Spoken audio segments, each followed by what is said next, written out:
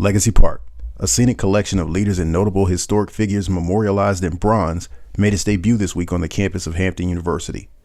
A trip around the park introduces visitors to familiar and unexpected faces in the university's history, from former employees and famous graduates to civil rights icons and U.S. presidents. One of those U.S. presidents earned less than positive attention on social media and in some news coverage, a statue of George H.W. Bush. Students, alumni, and HBCU supporters took issue with a permanent monument to a politician who had more than a passing controversy concerning race in America. Bush and Dukakis on crime. Bush supports the death penalty for first-degree murderers. Dukakis not only opposes the death penalty, he allowed first-degree murderers to have weekend passes from prison. One was Willie Horton, who murdered a boy in a robbery, stabbing him 19 times. Despite a life sentence, Horton received 10 weekend passes from prison. Horton fled, kidnapped a young couple, stabbing the man and repeatedly raping his girlfriend. Weekend prison passes. Dukakis on crime.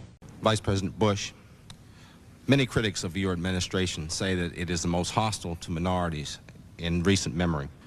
Have you inadvertently perhaps encouraged that view by supporting tuition tax credits, the anti-busing amendment, citing Bob Jones University, a case before the Supreme Court, your original opposition to the Voting Rights Act extension and so forth? We believe in trying something new to help these black teenage kids.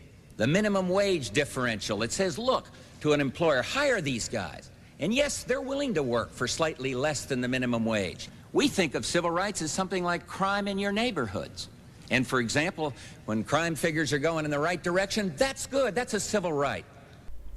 HBCU stakeholders are right to take issue with the bad side of Bush's views on race, but it's only fair to put them next to and in context with the good side of his policymaking benefiting HBCUs and African Americans. Last month's order also directed that the Federal Personnel Office develop a program to improve recruitment at Alcorn and similar colleges for part-time and summer positions, to help people get started in the concept of federal public service.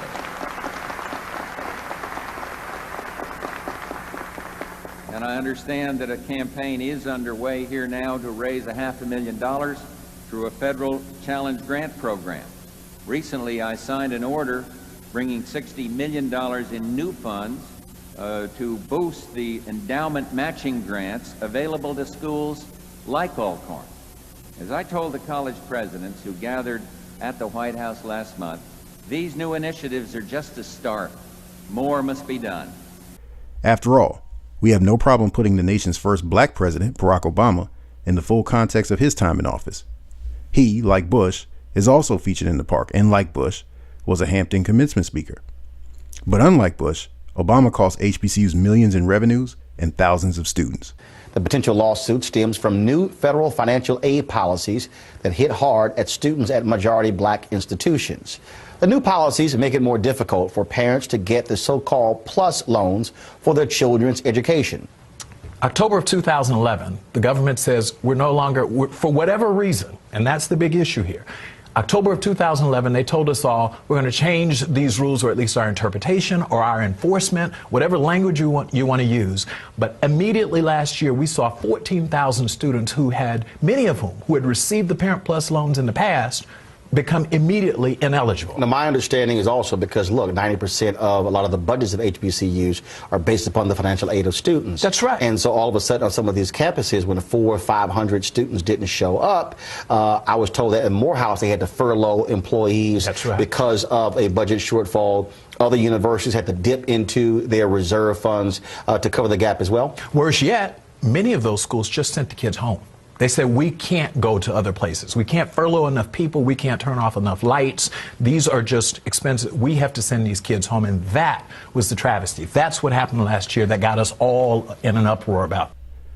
The point is not to defend Bush or to attack Obama. Both are immortalized in Hampton's Legacy Park, and both have connections to Hampton University and HBCUs which, for better or for worse, will forever be etched in our minds and in their biographies. HBCUs, like black people, have complex relationships with power and politics, and their stakeholders have the historic bandwidth to deal with both honestly and respectfully. HBCUs don't have history problems or statute problems, and honestly, we really shouldn't try to create them where they don't exist.